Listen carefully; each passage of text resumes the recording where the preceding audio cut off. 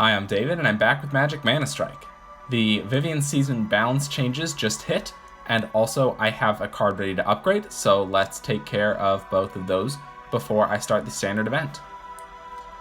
There's nothing really to take care of with the balance changes, I just thought it was worth mentioning, but I did receive the 10th copy of Vivien Dragon from my team.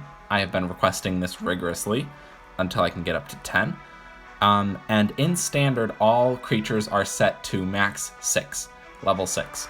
So I wanted to try to get the Vivien Dragon upgraded to that level 6 before I went into standard. And by a similar token, I'm running Hellrider right now, but it's not worth the gold for me to upgrade him past 6 because of the level 6 limitation in standard. So let's get into the event. Alright, let me know if you have already played the balance patch, like games with the balance patch. By the time this video goes up, you probably will have. So let me know what you think of the changes and how they're playing out. First opponent here is a Kiora. So she is blue and green. Let's start out with the Hellrider, see how she handles that. She might be running a Lightning Tower. Summoned some pretty strong units. The Enclave Elite got a balance change. They were supposed to be more attacky, so hopefully that worked out for my opponent. And another point, which I will take advantage of here with the Fire Shrine Keeper, is that they lost a bit of health. So actually, Fire Shrine Keeper didn't do it. I was hoping that his passive AoE would damage these guys enough, but it didn't, and his pushback caused them to be separated so much that they didn't even get hit by one breath of the Vivien Dragon. So I'm a little behind here. Wow, they're choosing to run the Hornet's Nest over a different building like Lightning Tower, for instance. I actually did score a lot of value out of my Vivien Dragon there because it got attacked by the Sylvan Advocate, but also hurt the Hornet's Nest and the Hornets that came out of it. So a very high value Vivien Dragon there. I'm going to play another one just in the back, and then hopefully that will start a push. I actually haven't seen a... Wow. I played Koth at probably the worst time. Okay, Kiora got stunned, which is probably good for me, but I did... Okay, so her Kraken form and the jump out of it caused the Hadron Scouts to die. You saw there that actually Vivien Dragon does take out those Enclave Elite pretty quickly. He actually held his own against Kiora. So when both the Enclave Elite were in the same place, they got taken out pretty easily. Now that it's ManaStrike, I am going to focus on tower damage.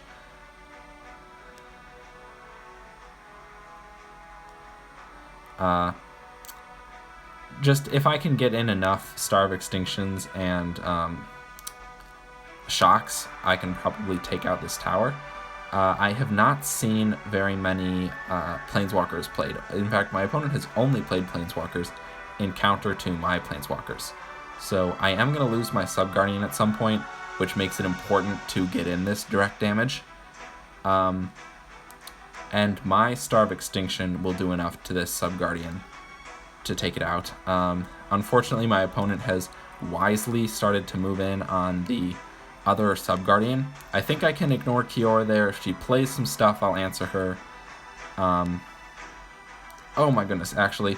Oof, my Star of Extinction was not enough to take out that Sub-Guardian, which I didn't know, and almost forgot to look at. Let's see if we can distract the Vengevine with Vent Sentinel. I think I did, so that's good. And then other than that, I might just be playing for a tie here. The Overrun, and yeah, wow, just casting Overrun over and over and over. Let's see. I hope Star will make it there and damage the Kiora. It does. Let's shock Kiora as well. Okay, it didn't do that much. I think I played Koth too preemptively there. My opponent is going to try to... Oh, Ratchet Bomb is their direct damage spell. Like, actual damage.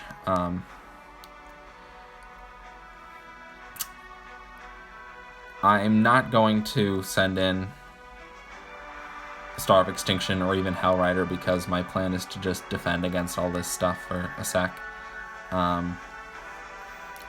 And there it is. So we tied. I don't know that I could have done any better because with the Overrun and Overrun, Vengevine, and Ratchet Bomb, my opponent did have very solid direct damage opportunities. Clearly plenty to wipe out a Sub-Guardian, and they got most of a second Sub-Guardian. So I would have had to get 2 and win that game 2-1, but this deck kind of struggles to put out enough aggression to eliminate 2 towers, let alone 1. So this opponent was, I believe, Teferi. He's going to be playing blue-white cards. Let's send in the Hellrider. I generally like to do an aggressive start to see stuff like this. So now I know that my opponent is running the Lightning Tower in his deck. So I will be better prepared when I am trying to send in Hellrider again. I will wait for the Lightning Tower to be shown to me. Oh, wow. Alright. I can respect that. Retraction Helix was one of the cards that got balance changed here. It went up to 2 mana, so possibly my opponent couldn't cast a card that they wanted to cast due to it. Like that was the point of the balance change. I'm actually fairly strong here, especially if I can build up a shock and shock this Teferi, but nope, they core entangled me, so so not only do I have to handle the Lightning Towers, I also have to watch out for Retraction Helix on the units that I want to play. Retraction Helix countering the defenses that I put up, because the value of Retraction Helix lies in your opponent overcommitting to a certain lane.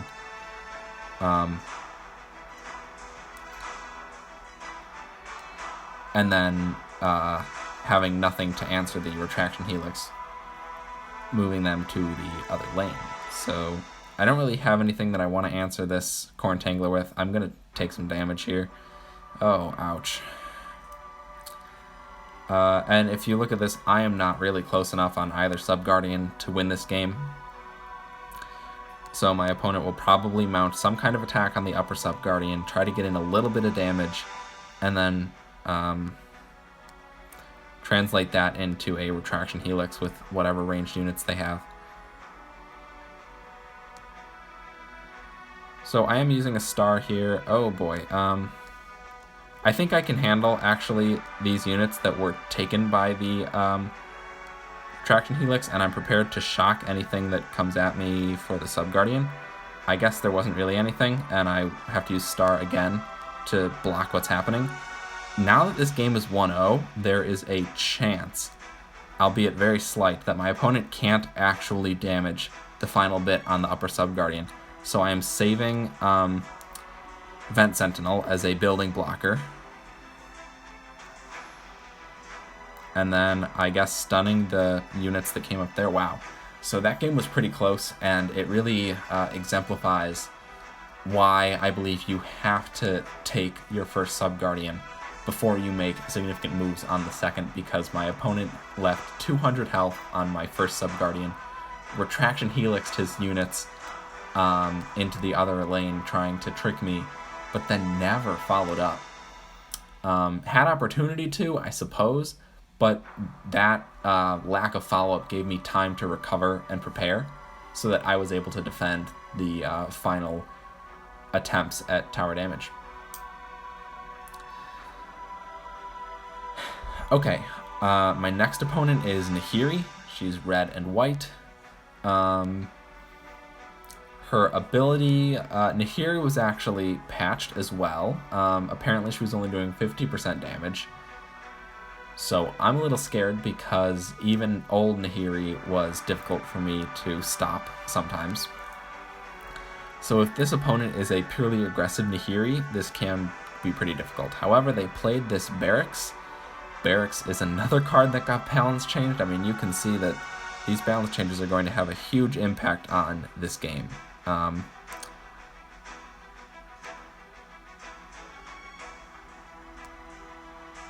Wow, so I played some cards, specifically the Vent Sentinel and the... Alright, let's try to shot... Okay, yes, so Nahiri got stunned, and that is going to allow Koth to kill her, but look at that, she's not even dead, so this is what pretty much exactly what I was afraid of. She's super tough to kill, because her ability makes her, again, immune, or maybe... just take a lot less damage, but so I played the Vent Sentinel too late. Hellrider had already jumped towards my Sub-Guardian. I do have to save Koth for the second Nahiri and probably save 3 mana to shock her as well.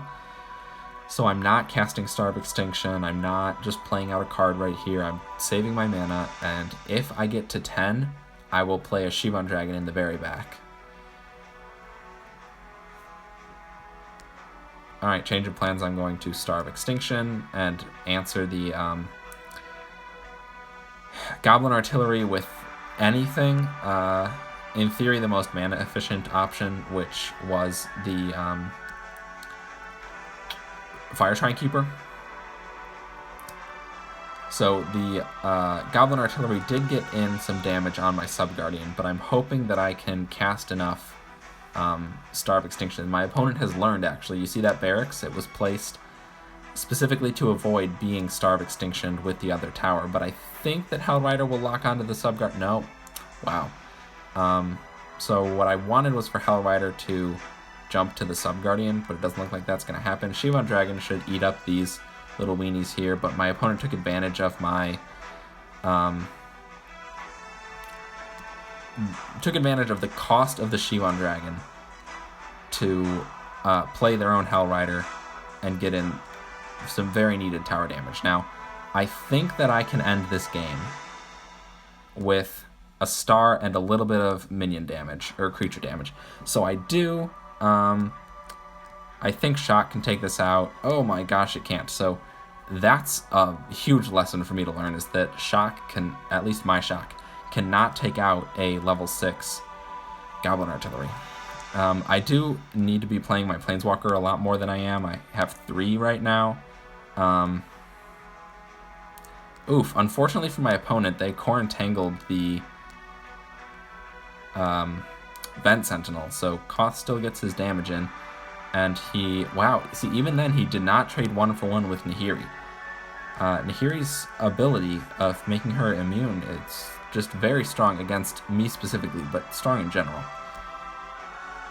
I think I misplaced this a little bit. I could have gotten slightly more damage out of it by interacting it with other creatures.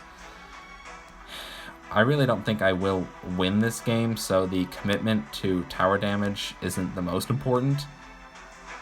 But alright, I mean, I'll go for it. Let's star here and try to hit Nahiri as well. But in 10 seconds, I think it's nearly impossible for me to cycle. Oh my gosh. I'm trying to cycle back to Shock for that last 95 damage, but it just wasn't enough. So the fact that I went back and forth, I committed some units to damage, and then I thought, maybe I can't do it. And then I decided, well, I'll try at least. That back and forth probably cost me the game, because if I had been more confident in winning that game, maybe I would have gotten... honestly, at 95 damage, it's just one more creature getting one more attack on that Sub-Guardian.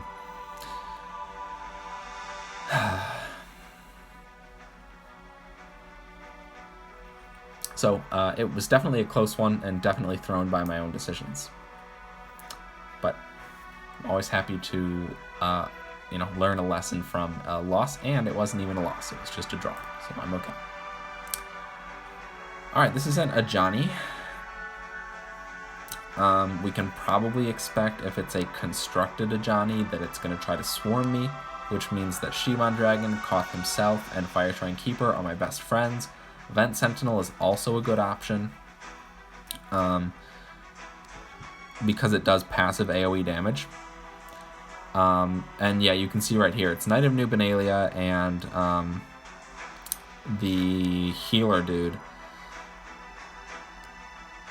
I'm playing Vent Sentinel very forward so that they stop and attack it, but because I don't want Ajani played right now, I think I'm very happy to have my opponent's push just be this.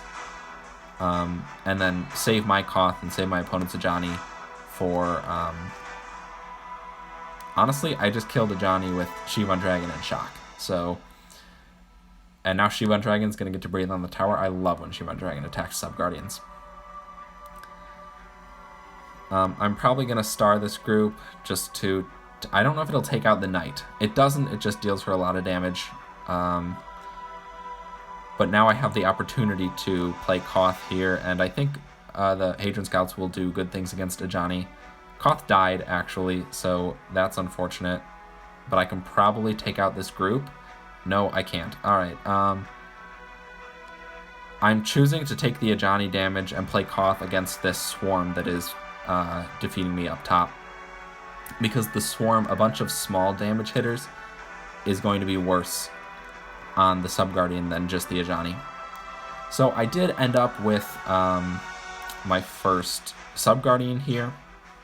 And if I can hold out for a minute and 22 seconds, I will win the game. I just don't know if that's feasible. Yeah, so Ajani does AoE damage. I need to stop playing the Hadron Scouts against him. Honor the Pure was an interesting choice, but this is the trio of cards I listed at the beginning. Koth, Shivan Dragon, and Vent Sentinel. They all do AoE damage, so I had a horrible answer for the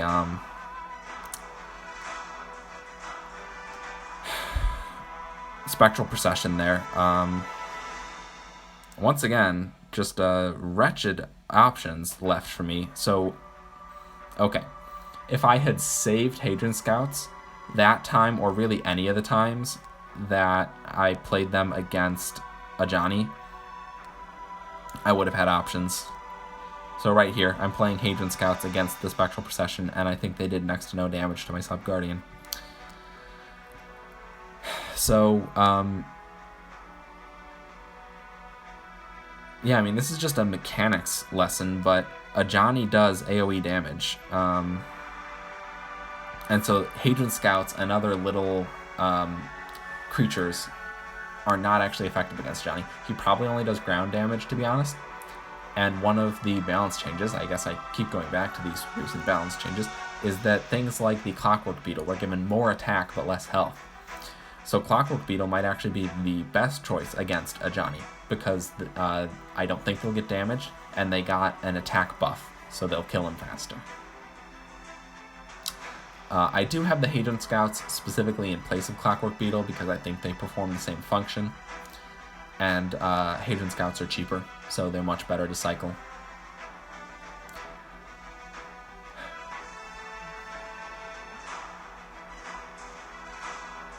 Alright, looks like we found our next match. This is a Garruk. Alright, I don't think I've played Garruk in a while. He's black and blue, which makes the combos that he has access to very difficult to respond to. But Garruk, or Tezzeret, have I been saying Garruk? This is a Tezzeret Planeswalker.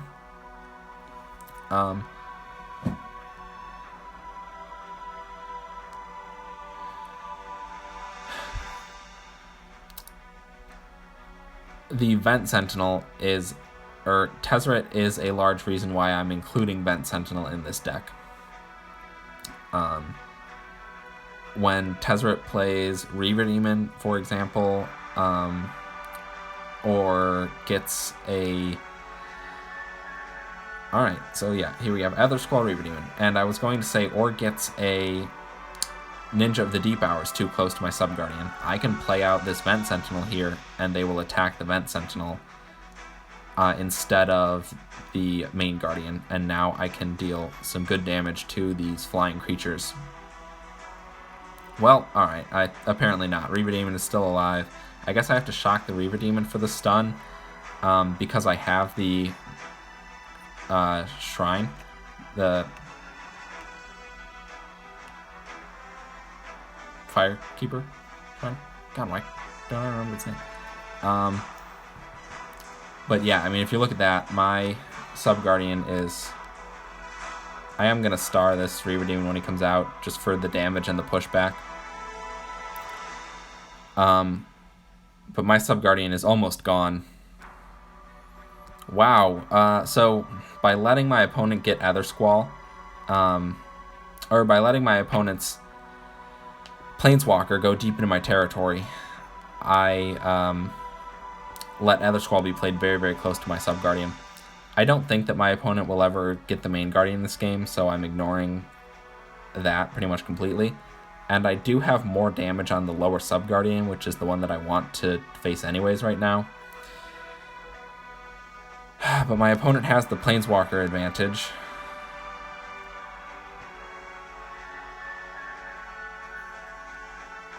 Hopefully I can star the Reaver Demon out of the way of the Ether Squall Ancient. But yeah, I mean, I had to play a Fire Shrine Keeper to distract Koth, or to distract Tezzeret, the opponent's Planeswalker. And now things aren't going that well for me, because I really don't have anything to play on defense right now. Okay, so Shock was very good at stalling, but my opponent is clearly running a Sphinx of the Final Word, which I haven't been able to see because they've been throwing down so many units. I mean, I can't win this game, so I guess I'll just give up here. But the Sphinx of the Final Word is just amazing as a card, because of the confuse effect. Like, its Hysterical Blindness makes all your guys like walk around and stop attacking, but the confuse effect of the Sphinx specifically makes allies attack each other. So you think you have a good defense, Sphinx comes out, and your defenses all attack each other. Maybe Sphinx would be good with a limitation. I should say fair. Sphinx might be fair with a limitation that can only be placed on your side of the battlefield, kind of like Kraken. But Kraken got that nerf because it was one of the best cards in the game. So, I mean, I personally think Sphinx is one of the best cards in the game now, so it deserves a hit, but... Moving on to the next game, I was talking too much and don't know who my opponent is. So let's just star this tower because I hit 10. And if we look at this, I'm going to build back up to 10 before I want to do anything else. And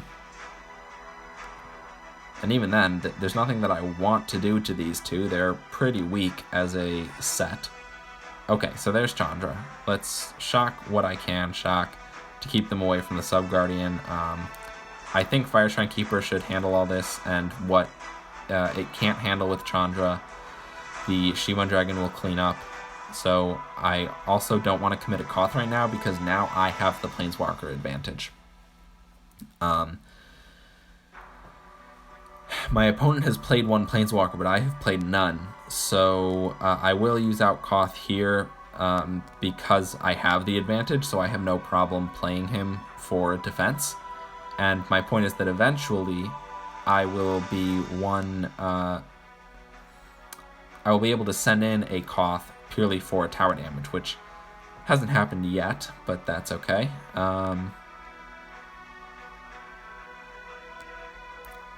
So the Vent Sentinel was questionable. I did want it to distract the units that were there. I don't think I should shock here, actually. Let's just let the Vent Sentinel take this. I will shock the Planeswalker now so that Koth kills her faster. Yep, so there's second Chandra dead, and I will use Koth's ability soon so that I use it before he dies. But, alright, I'll do it right now. I want him to make it to the Sub-Guardian this time, and actually right now he's tanking the Sub-Guardian's defenses. So that let Hellrider do a lot of damage on the Sub-Guardian. I think I only have to star the Sub-Guardian twice. Maybe star and shock. Let's just get the first star in. We can assume that my opponent is saving, or not saving. Alright, shock didn't quite do it. Yes, saving, I'm sorry. My opponent is saving their final Chandra for some kind of push. So let's play out the Vent Sentinel. I'll actually star the group here because it's a lot of damage. And wow, look at that. So I eliminated Chandra with creatures again. So I won't even have to shock this building. The Hellrider jump should be enough. The game is now 1-0 with 15 seconds. If they had another Chandra, they could surprise me, so I'm going to play Vent Sentinel. And then I have shock and Star of Extinction just in case I get overwhelmed by groups. But their biggest direct damage spells seem to be Ratchet Bomb, and you just can't spend a whole game Ratchet Bombing down a Sub-Guardian. So I control the Chandra's aggro. Even though we're both mono red, my deck is very much more control, whereas Chandra is aggro. And I'm now 3-1. So at 3 wins, I am content, but I am going to keep going and see how far I can take this. Last standard event, I went 9-0. But again, anything above 3 is commendable, because somewhere just below 3 at like a 2.8 is going to be the average wins per run. So as soon as you hit 3, you're an above average player. Presumably this Jace is also a 3-1, but I totally assume that my opponent has the same or a similar record to me. But it could possibly be that you're matched up against literally anyone playing the standard event right now. So let's start off Jace with the Hellrider. See if he's running any buildings. He's not, but he is running a Shivan Dragon, so that's good to know. Or did I say Shivan Dragon? Icefall Dragon. Shivan Dragon will be my response, mostly because I became full of mana. Jace's spectral things only have 1 health, so hopefully Star will take them all out. It actually doesn't, so I messed up there. I will play Hadron Scouts against the Ninja, so we know that my opponent is playing a Ninja deck, but the way that he played it and the way that a purely blue deck with Jace would work is that Jace is the distraction.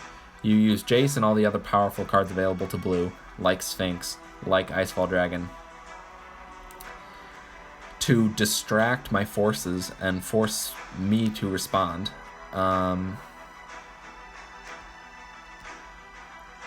And then send in the Ninja in the other lane where I haven't and now can't commit anything. Ooh, alright, I really want to shock these guys. Alright, I got it down. Nice. Wow, so Koth, feels like Koth just turned around. So that does suck, and now he died, but I'm not really intending to use Koth for tower damage. I do want the Hellrider for tower damage, so Hellrider backed up by Shivan Dragon here is very strong, but now I'm going to wait. Specifically, I want to be able to afford a Vent Sentinel when my opponent sends in their next Ninja of the Deep Hours.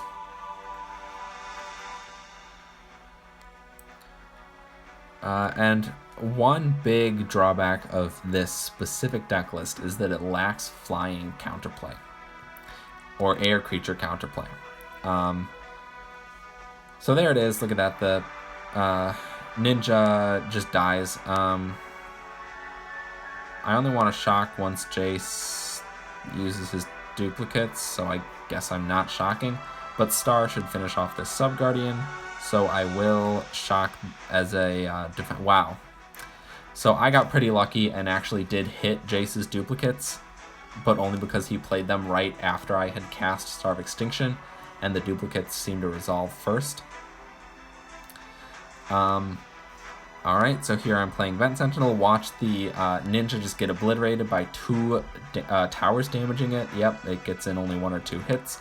So that makes it that makes Vent Sentinel my best defense, and probably the best defense in red for Ninja. Okay, so we ended that game 1-0.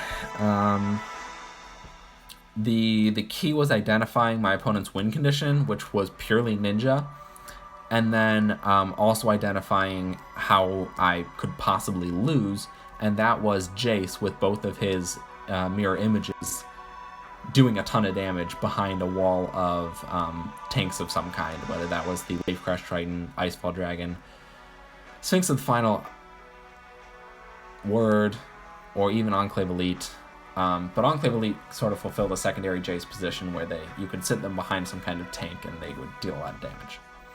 By identifying the weaknesses, or by identifying my opponent's strengths, I chose how to defend against them and then won the game. So, gonna be done with that. I don't know who I'm facing, but they're playing white and red, so it's a Nahiri.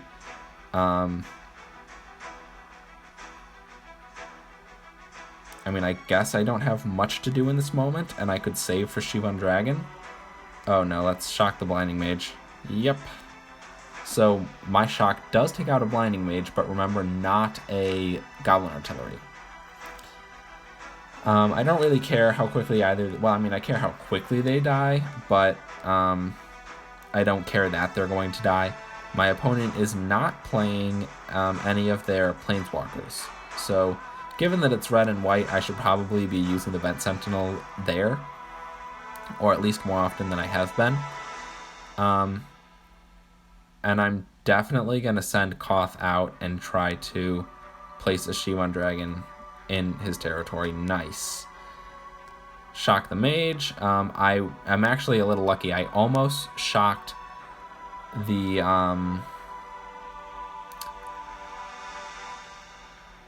tower. I almost sent a shock straight to the Sub-Guardian, but I decided against it, and now that I'm thinking about it consciously, I do need to save shock for Blinding Mage every time. Unfortunately, I have split my attacks between the upper and lower Sub-Guardian, so that is going to make it more difficult for me to fully eliminate a Sub-Guardian.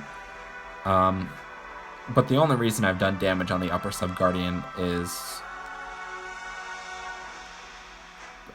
because my opponent has forced me into having counter pushes on that lane.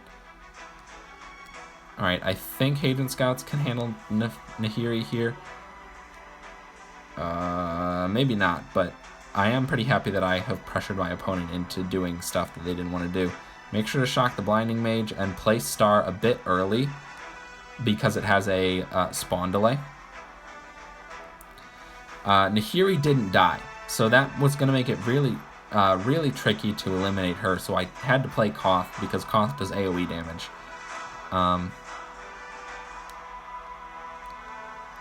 If we go into overtime, I can probably cast enough Star of Extinctions. Yeah, actually with the Hellrider jump, now it's just 1 star. So I'm playing out my cheapest things to defend against things like Spectral Procession. So I'm trying to not lose the game, but now 3, 4, 5 mana, 3, 2, 1 game. So now we are in sudden death, and I cast the Star of Extinction. My opponent was actually pretty close to direct damaging a Sub-Guardian of their own, which is why I was so desperate to play the Star. And honestly, given how quickly the mana was built up for the Star, which I should have a feel for by now, I probably shouldn't have played the Vent Sentinel, but I guess that my worry was that if I cast Star, the game would have literally 2 or 3 seconds left, and possibly in that time, those units could all finish off 1 Sub-Guardian and cause a tie. Or a draw, at least. So, this is... I had this in the previous ranked video. I think it's a Nissa alt skin. Start her off by asking her if she has any aggression defenses. Has the Hornet's Nest, so it is a popular card in green decks, but I think that's because it only costs 3. So you get some flyers out of it, and it can cycle. But it's not really that good. And I actually forgot about my being at 10 mana, so I'll star this Sub-Guardian. Just getting in the damage that I can. Alright, here we go. Dawn Ranger is one of my favorite just stylistic cards. When it gets on the other side of the battlefield, or on the opponent's side of the battlefield, it turns into a werewolf. And just the art of the werewolf is really good. The animation of him putting down his crossbow and howling is great. I have a really strong, like a surprisingly strong push here, and all they had to play immediately was Giant Spider, which I'm killing with Haven Scouts. So this is a lot of tower damage to be taking, and I don't have all the answers to the Dusk Ranger this time, but I think that one Vent Sentinel and inherent tower damage, or you know, not inherent, but like standard tower damage is enough. I wanted to shock to stun everyone, and I think that I did. But this is why I love Koth, because he's AoE, so he took out those people no problem. And now this 1v1 fight, he's going to lose really badly. I mean, look at how much health that Train Elemental has left. But the AoE things, when Nissa tried to swarm me, stood no chance when Koth is in the mix. So that 241 is... I don't actually know if it's more than a shock can deal, but we'll see. So I'm not going to use Starve Extinction, just in case shock doesn't do it. Shock didn't do it, man, so it can't even do 200 damage.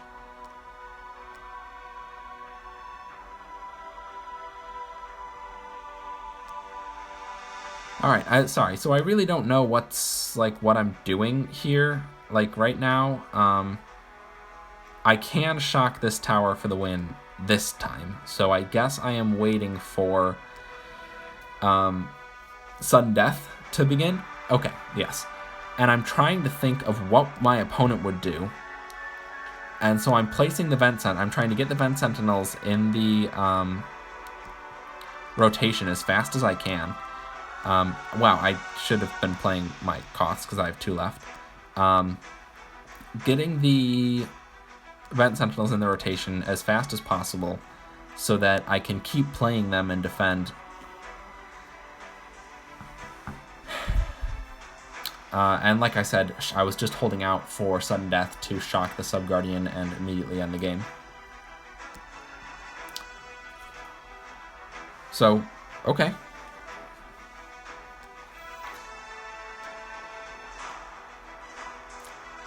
Let's just go to the next one, I guess. That's 6-1 so far.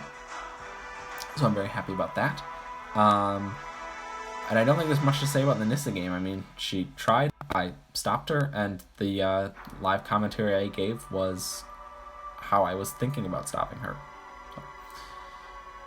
This is a Kiora opponent. Kiora is a bit more difficult for me to put my finger on, presumably because Nissa is pure green, so you kind of know what's coming. It's the best 7 cards.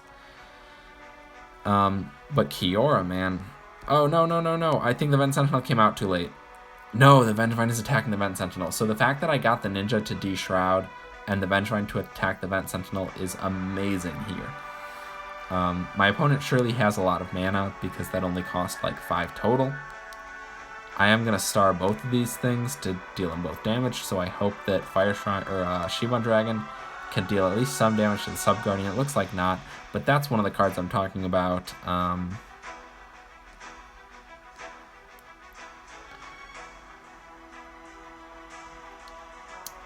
It's just, the Sylvan Ranger is just so powerful at single target damage.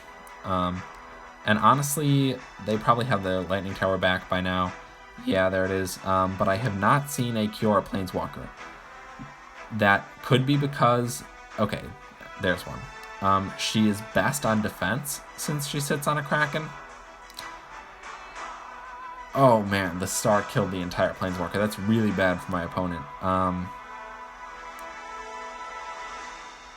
Alright, I do want to play Vent Sentinel and get out the Hadron Scouts if I can. My opponent played Vengevine behind the tower this time, so that he definitely dealt damage to the Sub-Guardian. So, pretty smart response.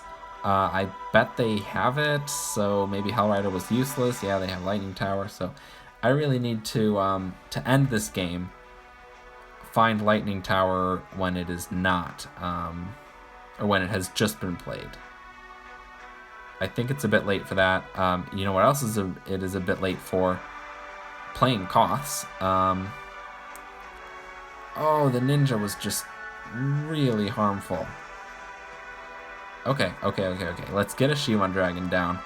Shivan Dragon should be really good against the Sub-Guardian and against Kiora, because he's an air unit, and I'm trying to play as many units as I can inside my opponent's territory, but it is hurting that the Sylvan Advocate is around.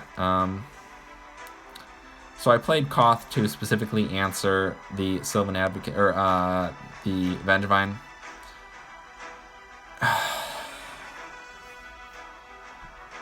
Alright, so Sylvan Advocate got my Sub-Guardian. And I just don't think that... oh my gosh, he has 2 Sylvan Advocates up. And he's trying to pressure me so that I can't relax and win the game. So, yeah, I think that in 7 seconds, there's no way I make it all the way to the Sub-Guardian, especially knowing that my opponent has a building. They even have another Kiora Planeswalker to play. So, what could I have done to win that game? To actually win, I don't know. The only option is to put so much pressure on that Lightning Tower is played, and then put in Hellrider, and then play Hellrider onto the battlefield, so that it goes straight for the Sub-Guardian. But that's a really tricky thing to do, with this deck at least, is to pressure the opponent enough without the use of Hellrider. So I guess that maybe I should have gone for chip damage, like whatever the Hellrider can do, even if it's one hit, some Shivan Dragon Breaths, some Koth. Like, maybe I should have gone for chip damage the whole game, and then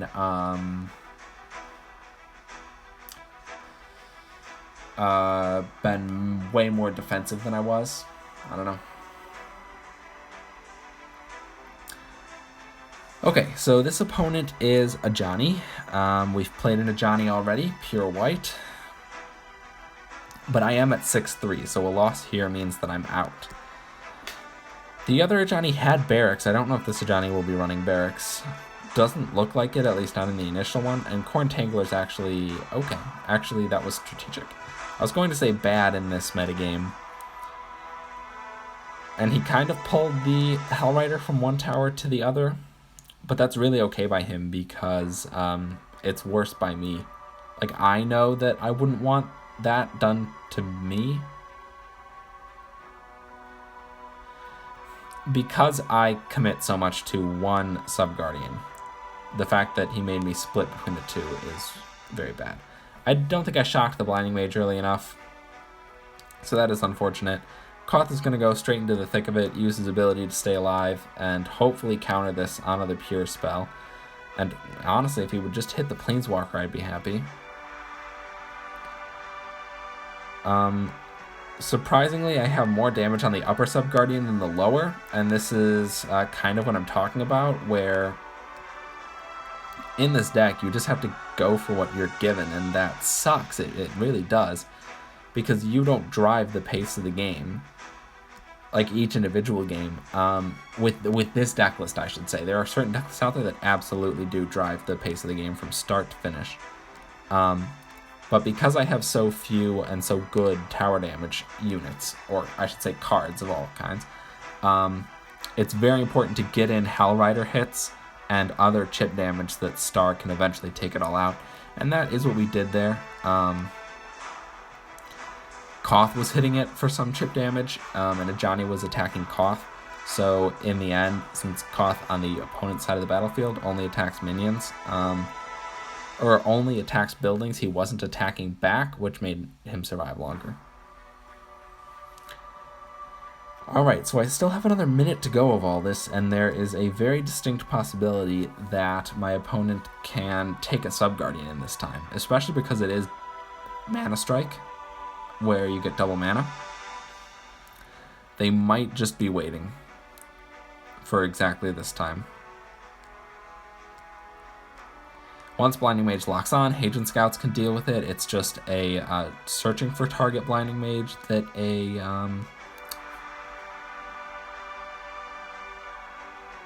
Oh, I guess I got Ratchet Bomb from my opponent. No, wait, that doesn't make sense. I don't know. Anyway, so I shocked the Blinding Mage, and I am going for this second Sub-Guardian here. My opponent is playing a lot of units, but it's really just the barracks spawning minions, and of course, one more Blinding Mage to annoy me. Yeah, so that match was won by identifying how my opponent would win with the Ajani pushes, and then pressuring them enough for them to not actually be able to build a perfect one, in addition to using the Vent Sentinel and other defensive creatures to stop Ajani anytime he tried to start something up. I think that combo actually is what this deck does best at. Defense whenever you need it, and aggression to close out the game. The problem is only that sometimes there just isn't enough aggression to close out a game. Alright, we have a mirror match. Another Koth Planeswalker opponent.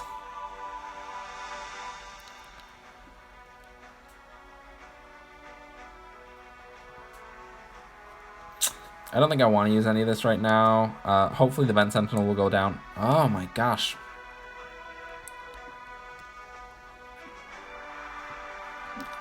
It feels like I can't possibly place the Vent Sentinel before the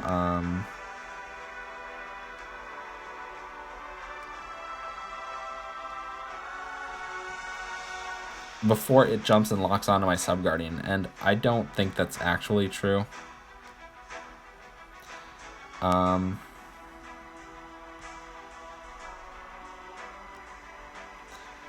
It might just be my reaction time to seeing it on the battlefield. But yeah, I mean, he's playing Koth pretty well. Not very protectively, more proactively. But that's okay. I mean, if it works for him, it might not, honestly. That looks like Swashbuckler. Actually, no, it's just another Koth. Alright, I will play a Sub-Guardian here, or a tower here, and let the Sub-Guardian do work. Yeah, I took 0 from that. Took 0 Sub-Guardian damage from that Hellrider.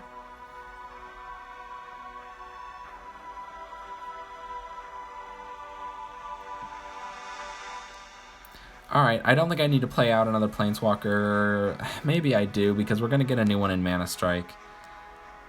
I think the Shivan Dragon was a mistake. I did want to play it more towards the... Oh my gosh, I lost a Sub-Guardian. I don't even know what to do.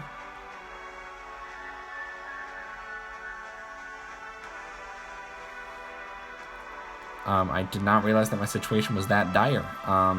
And I actually have next to no damage on my opponent's Sub-Guardian, so respect to this guy. He's playing the defensive game really well and clearly has the aggression to support it.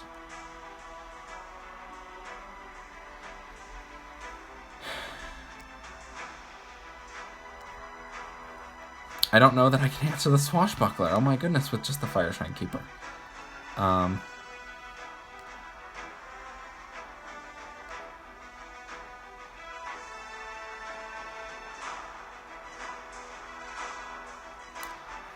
Alright, I just don't have anything to... Yeah, I mean, there's Star of Extinction to finish me off. I just really don't have anything to play that will effectively do all the damage I need and avoid Koth and even Shivan Dragon on my opponent's part, so... that is game, and also, I don't know, round, what do you call... I mean, they are very nice and are doing these events every week. But that will be the end of my run for this sealed event. So let's check the 2 cards that I get. Okay, I mean, I guess 3 for winning that last one. Oh, if you stuck around the whole time, thank you. Consider leaving a like on the video or subscribing to the channel if you haven't done that already. And comment anything you want. I try to answer all the comments. I appreciate you. Thanks, and goodbye. See you in the next video.